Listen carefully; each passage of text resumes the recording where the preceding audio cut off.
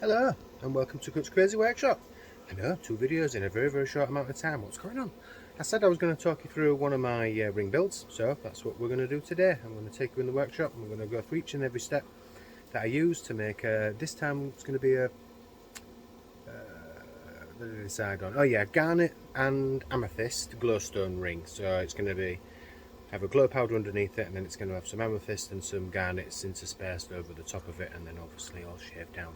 So we'll see how that goes, and I'll see you inside of the workshop. Bye. Hello, so we're now in the workshop, and this is the ring mandrel that I'm going to do my work on. I'm going to use some nice purple glow powder mixed in with a little bit of sky blue just to lighten it, and then I'm going to use some, probably won't be able to see this, but some natural amethyst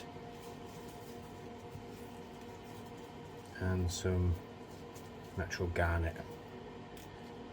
But the first thing I like to do before we do anything at all is just to rough up the inside of my ring blank.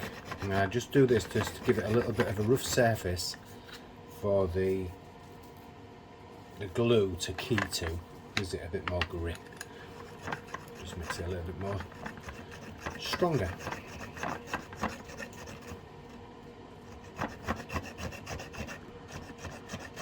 Now, a lot of this I probably won't be talking now. There's the possibility that I may add music. There's an even greater possibility that I won't.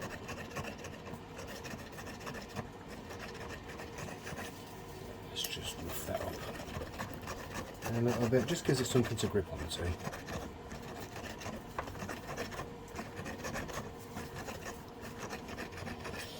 Yeah, that'll do. My first step, my stones before they go everywhere. My first step, I've got a little bit of those gold flecks in there, I think they're pretty, is I'm just going to mix up a tiny little bit of glow powder. Just make sure that they're all unsealed. Tiny little bit of glow powder, not that tiny, but a bit of glow powder,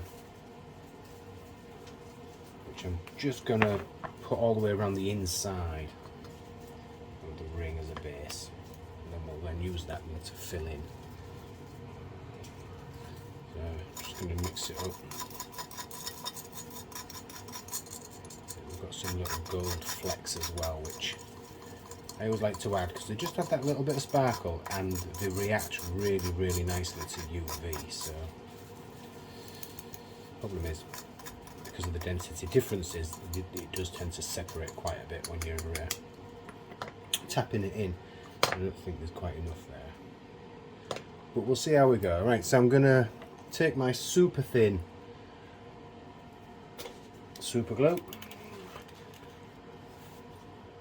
I'm going to put my special eye gogs on so I can see, and I'm just going to run a bead,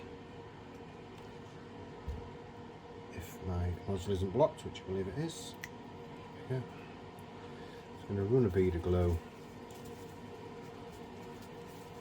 all the way around the middle. Not bothered about getting it perfect because I can always go back and fill in any gaps, but that looks pretty good. So it's running all the way around. And I'm just going to keep it 10 inches so it doesn't pool. Oops. And I'm going to grab some of my glow powder. Now I'm going to occlude now because I'm right-handed and it's right in front of the camera, so I apologise for that. I'm just going to go around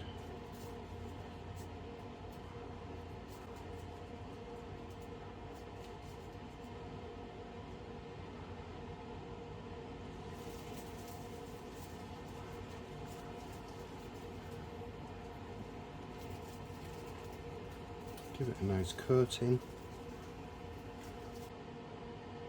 That's pretty good. Now, one thing I like to do, because I'm going to be putting stones in here, is I just like to just squash everything just to make it a little bit flatter. So we haven't got any high points that will cause a stone to be too far out and Maybe have some seating issues. That looks okay for now. So now I'm just going to run another bead of the super thin, and then I'm just going to let the capillary action soak all the way through, lock all that in place.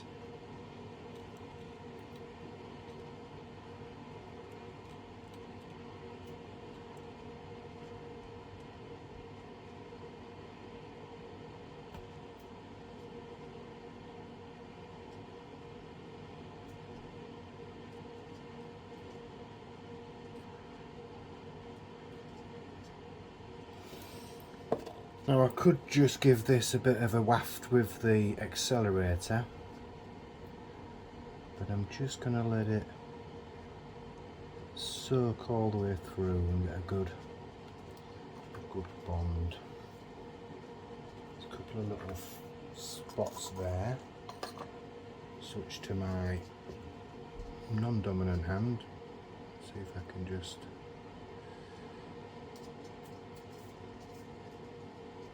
those gaps in. Can't see anything, can you? I do apologise. I've not really got a good camera setup for this.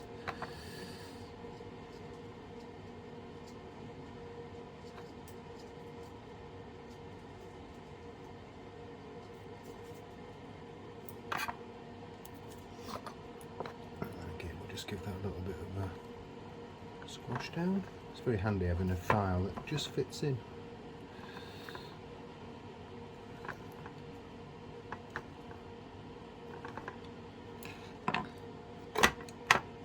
Excess off there, don't like it when I get glue on the thing. It'll all polish off anyway, but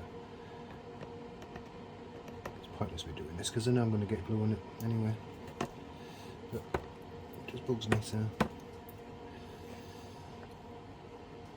Right, so what I normally like to do is once I've got that in place is I'd just like to have a look at it, what it looks like under UV.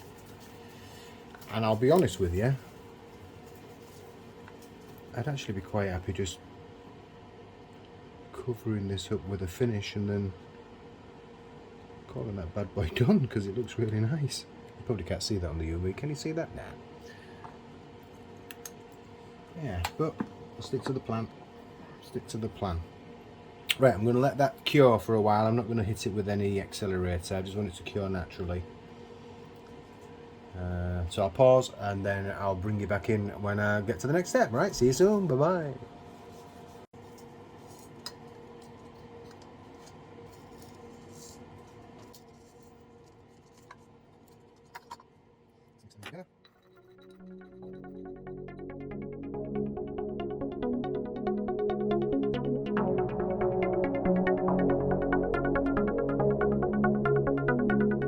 I was wrong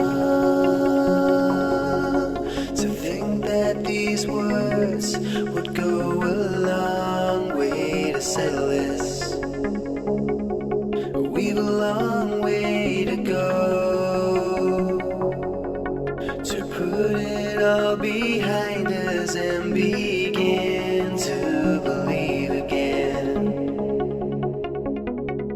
And we'll be fine.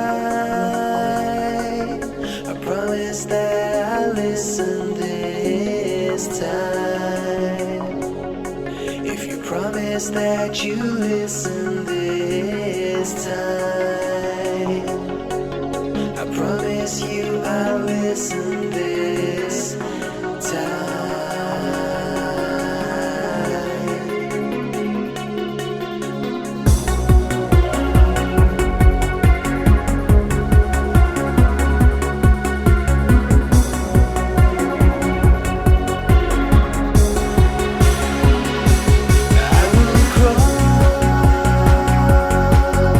Hands and knees if you give me the chance to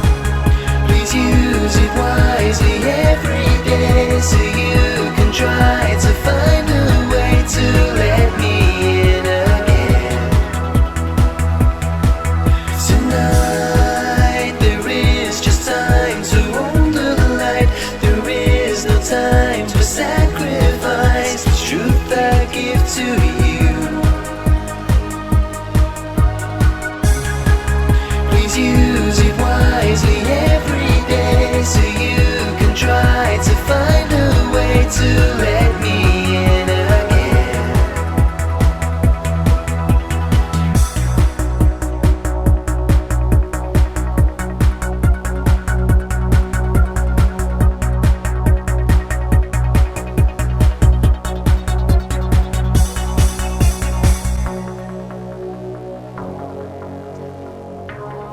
Right, so that's all nice and cured. I'm sound funny because I'm wearing a safety face because I'm going to be grinding now and I don't want to be breathing this dust in, so I'm going to use my little angle grinder, and it's got a little attachment. There's the attachment there. I'm going to fire that bad boy up and I'm going to start just bringing this down to surface. You probably can't hear me.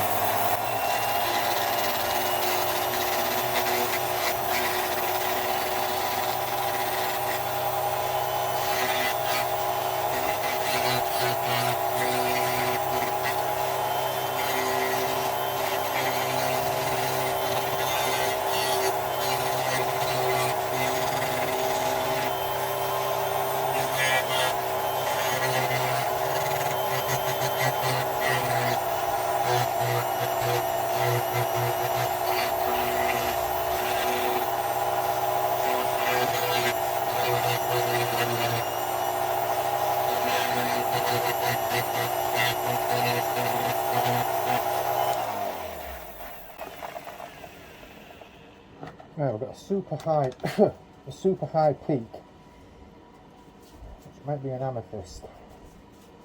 It's extremely reluctant to. Can't do away, can you? I can't. I'll overdub this.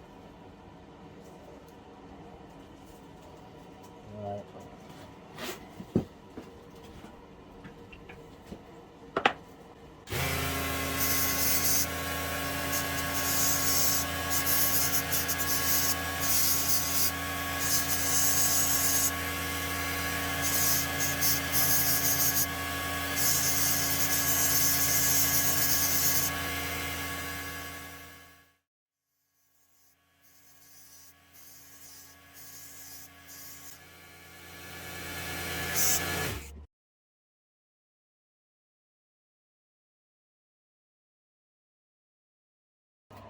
Okay, so I've transferred it to the lathe. You probably still can't hear me because I've got my safety face on, but I'm just going to spin this up now, and I'm starting off with a heavier grit than I do normally, starting with 120 grit just because this is a really rough surface, and I'll sand this maybe to about 800, have a look, see what's going on in the ring, see what any spots I need to fill and stuff, so I can have a better idea what's happening. Helps, of course, if you turn the lathe on. And we're just going to spin it up.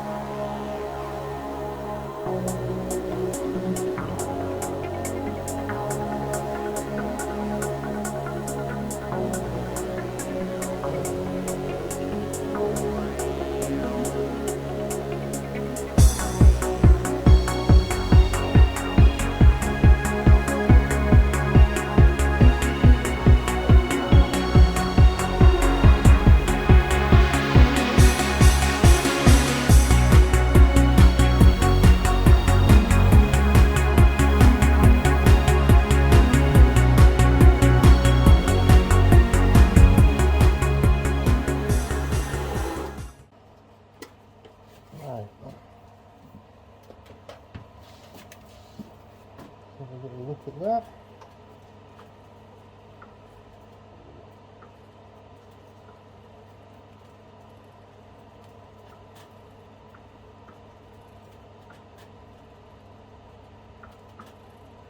Okay, we've got some little divots which we will address.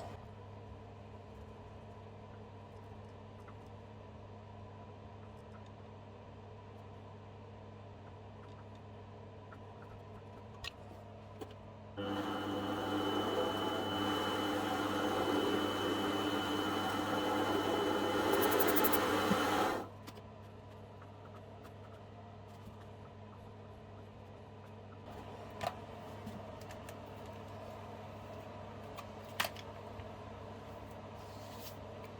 let's give that a few minutes to fully cure. Oh, and let my face cool down. Oh dear me. I need an air-conditioned face mask.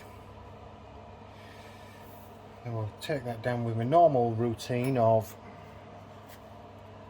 papers. So I normally start a little bit higher. Normally start with 240 grit, and then work my way up to about 1200, sometimes 2000 grit, depending on what the surfaces look like and what the finishes I'm after.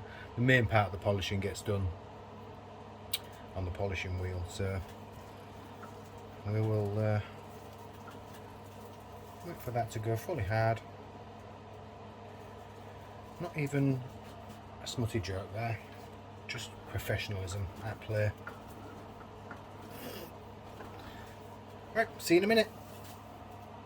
Right, so that's cured. Now I'm going to use a wet stick. I'm going to use a wet stick to try and just bring it down again. Get it nice and flat.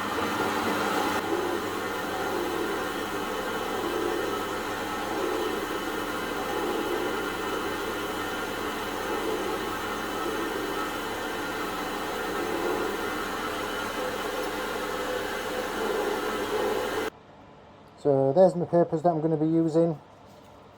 Use 5 different ones altogether, starting with the 240 and going all the way up to the, I think this is 1200. So we'll do that now.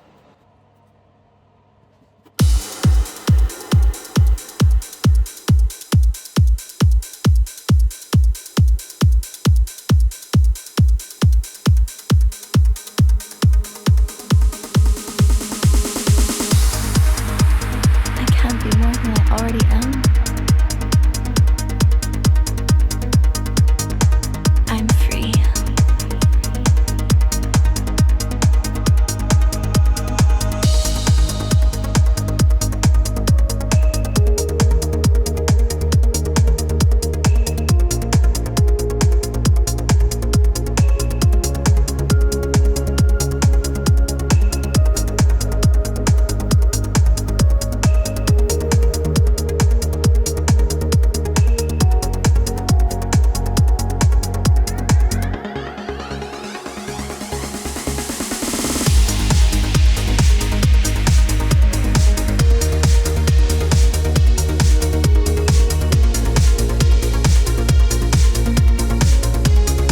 Is this just a dream?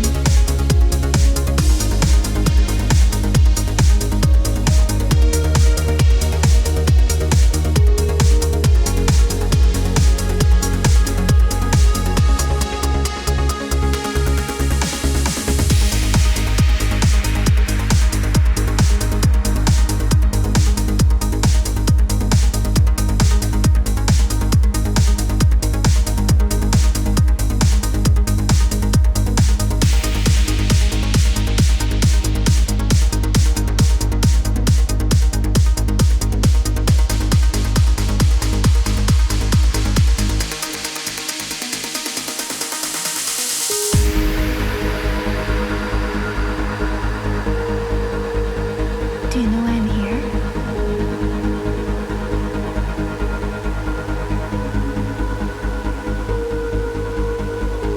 Why? Because these are my people. I just want to go back. Come.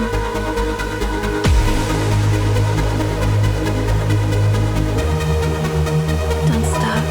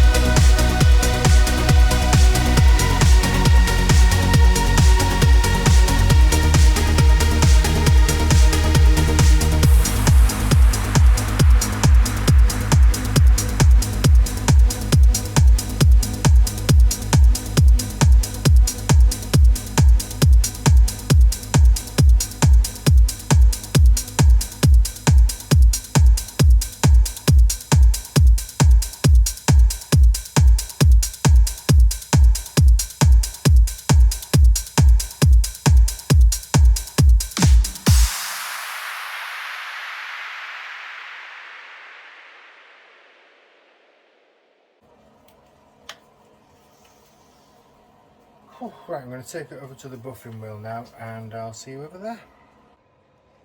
Right, put the polishing out. I'm just going to make a bit of a buff.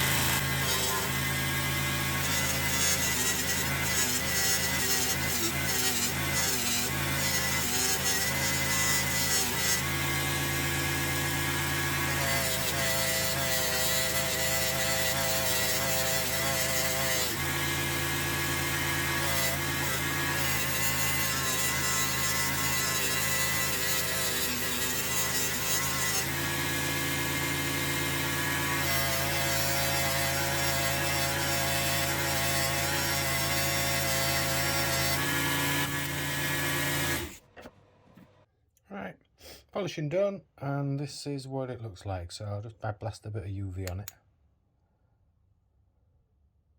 Which can't normally pick up very well on a camera because of the fact that it's blue, and these are very overly sensitive to blue, so it blurs out.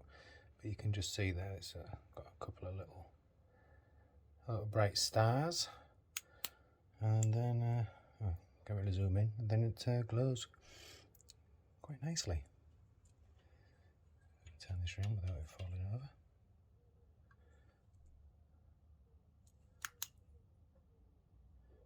Good focus. Come on, lad. Yeah. So there we go. Right, I'll just grab it so we can have a look at it outside as well.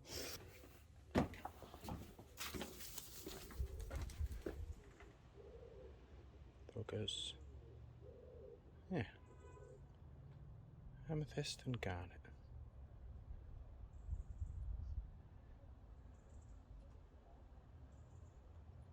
Right, thanks for watching, and I'll see you next time.